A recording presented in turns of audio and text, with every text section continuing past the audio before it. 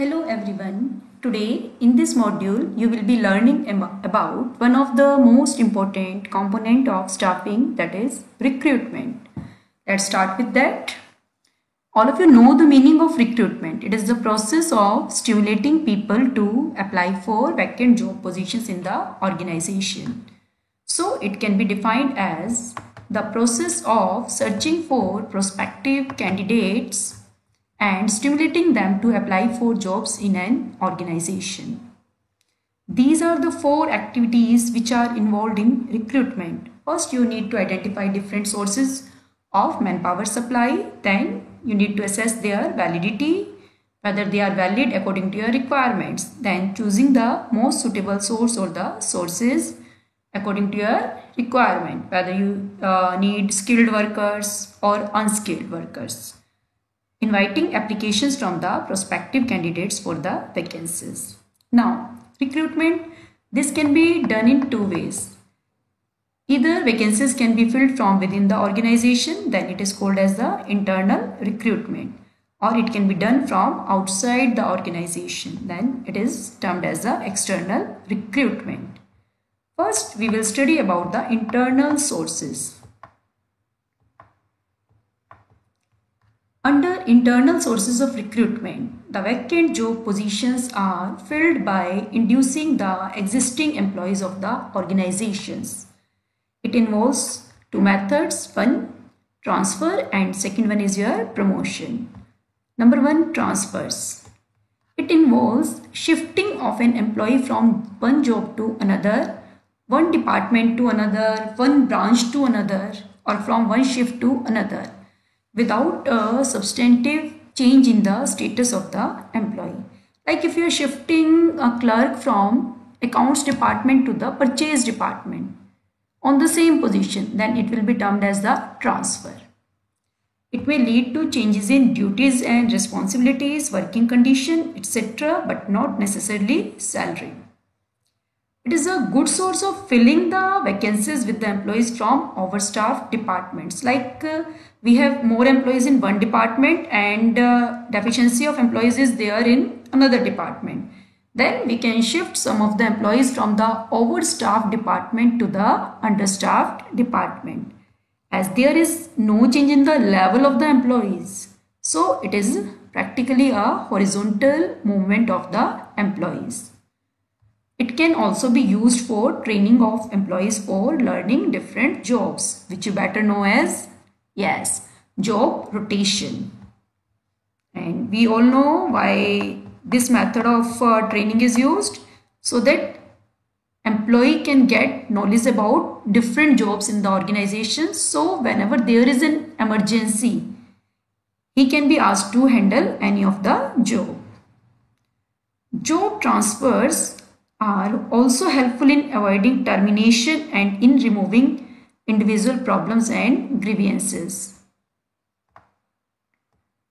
At the time of transfer, you must make it sure that employee to be transferred to another job is capable of performing it. Like if you are transferring the clerk from accounts department to the purchase department, he must be able to know how to maintain records in the purchase department. Then example they have given, transfer of clerk from accounts department to the purchase department. Next one is your promotion.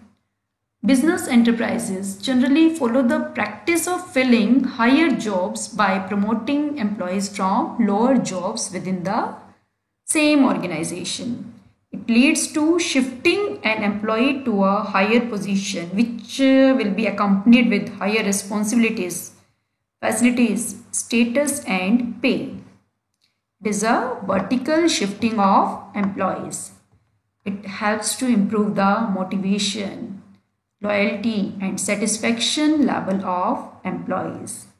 And secondly, it has a great psychological impact over the employees. Because if we are promoting one employee, then it will lead to a chain of promotions at other levels also. Others will also expect that they may be promoted in future, so they will be motivated to perform better. Like if you are promoting a clerk to the accountant post. That is the example of promotion. Now, how is it beneficial for the organization? First, employees are motivated to improve their performance. Same example, if you are promoting employee from middle level to the higher level, then some employees at lower level, they will be motivated to show better performance so that they can be considered to be promoted to the vacancy that has arisen due to promotion of the employee from middle to the upper level. It also simplifies the process of selection and placement. This is more reliable way of recruitment since the candidates are already known to the organization. They already know about the rules and regulations. So they are already comfortable with the rules and regulations. So there will be less chances of employees turnover. It is a tool of training the employees to prepare them for higher jobs. Also, people recruited from within the organization do not need induction training because already they are familiar with the organization structure. It has the benefit of shifting workforce from the surplus department to those where there is shortage of staff. Filling of jobs internally is cheaper because you need not advertise the vacancies. You need not follow that complicated procedure of selection. So it is quite economical for the organization. Now, it also suffers from some of the limitations, like when vacancies are filled through internal promotions, then the scope for induction of the fresh talent is reduced. The new people will come to the organization, they will bring new ideas. But if you are filling the vacancies from within the organization, you will be deprived of these new ideas. Secondly, the employees may become lethargic if they are sure of time-bound promotions, like in case of government organizations. A new enterprise cannot use internal sources of recruitment because a new enterprise will not have that much of the manpower that it can fill the vacancies from within the organization.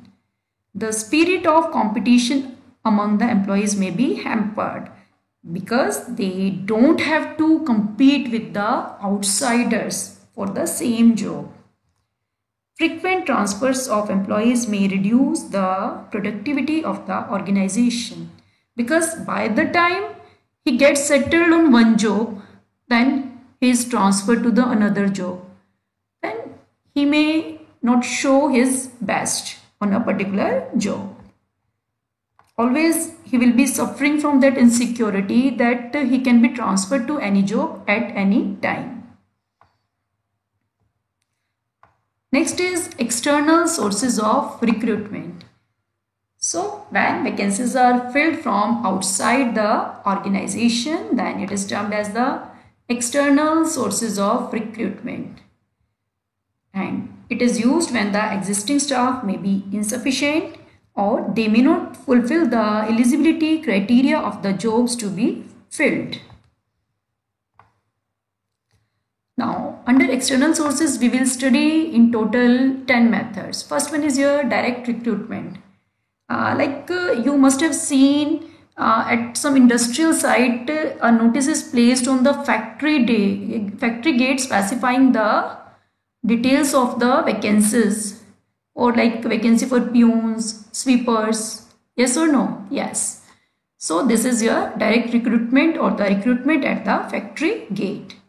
Under the direct recruitment, a notice is placed on the notice board of the enterprise specifying the details of the jobs available.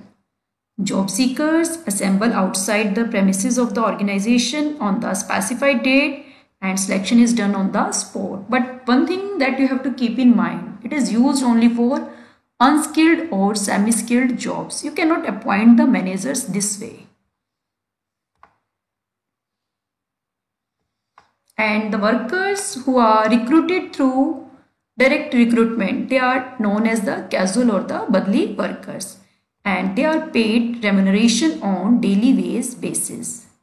This method of recruitment is very inexpensive as it doesn't involve any cost of advertising the vacancies. It is suitable for filling casual vacancies, especially when there is a rush of work or when some of the permanent workers are absent. Second is your casual callers. You must have noticed that after completing your education, many people keep on submitting their resume in reputed organizations so that whenever any vacancy is there, they may be considered for that vacancy. This is called as the casual callers. Many reputed business organizations keep a database of unsolicited applicants in their offices, and whenever there is any vacancy, you can prepare a list of such job seekers, and these can be screened to fill the vacancies as they arise. And the major merit, it is quite economical. Next one is your advertisement that you all are aware of. Advertisement in newspapers or trade and professional journals is generally used when a wider choice is required. And you can give advertisement in the local newspaper if you require employees for the lower levels. In case you require employees for the middle or the higher levels, then you can go for trade or the professional journals. Most of the senior positions of the industry as well as commerce are filled by this method. The advantage, you will get a wider choice. Secondly, you can give information about the organization. You can give complete information about the job as well as the salary offered for that job. But the major disadvantage, because in our country there is a major problem of unemployment. So whenever any vacancy is published, it is advertised, it may bring in a flood of response and many times from quite unsuitable candidates. Next one is employment exchange. These are being run by government in almost every state. These are also a good source of recruitment for unskilled and skilled operative jobs. And in some cases, compulsory notification of the vacancies to employment exchange is required by law. So, employment exchanges help to match personnel demand and supply by serving as a link between the job seekers and employers. So, employers can refer to employment exchanges to fill the vacancies in their organizations. But the major disadvantage of this method is records of employment exchanges are often not up to date, and many of the candidates referred by them may not be found suitable. Like government is running government employment exchanges, same way in private sector there are placement agencies and management consultants. These are the employment exchanges run by private enterprises. They provide a nationwide service in matching personnel demand and supply. They keep a biodata of large number of candidates and recommend suitable names to their clients. And in lieu of their services, they charge some commission. Management consultancy firms, as the name itself suggests, it is used to recruit technical, professional and managerial personnel. They specialize in middle level and top level executive placements. Campus recruitment, like in case of IIMs, IITs, what the companies prefer to do, they prefer to interview the final year students or the pass outs from those colleges, and recruitment is done on the spot. That is termed as the campus recruitment. Colleges and institutes of management and technology have become a popular source of recruitment for technical, professional and managerial jobs. Many big companies maintain a close liaison with the universities, vocational schools and management institutes to recruit qualified personnel for their jobs. It is more commonly used to recruit engineers, computer programmers, and MBAs, etc. Next one is recommendations from present employees. Sometimes the employer may ask present employees whether some good candidates are known to them who can be considered for filling the vacancies. So many firms encourage their employees to recommend the names of their friends and relatives to fill the vacant job positions. And they are likely to be good employees because their background is sufficiently known to you. A type of preliminary screening takes place because the present employees know both the company and the candidates, and they would try to satisfy both. Labor contractors. These are used in case of when you need to fill the vacancies for lower levels, like for the construction. Workers are recruited through labor contractors who are themselves employees of the organization. They are the people who supply labor at a very short notice. So these are the people who keep in touch with the labor in villages and rural areas, and they can provide you the required number of the unskilled workers at a very short notice. Next one is advertising on television. You can also give advertisement of the vacancy on the television. The practice of telecasting of vacant posts over television channels is gaining importance these days. The detailed requirements of the job and the qualities required to do it are publicized along with the profile of the organization where the vacancy exists. Web publishing, like sites, there are sites monster.com, naukri.com. You can give vacancies on these sites. So these are generally visited both by the employer as well as the employees. So these are the different sources of external recruitment. Now, what are the advantages of external sources? The first one, you will get qualified personnel. By using external sources, the management can attract qualified and trained people to apply for vacant jobs in the organization. Wider choice. In case of the internal sources, there is a limited choice. While in case of external sources, you will get more number of applicants. So you will have a wider choice. Fresh talent. You will get opportunity to get new ideas, fresh talent. So it will bring new blood in the organization with new ideas.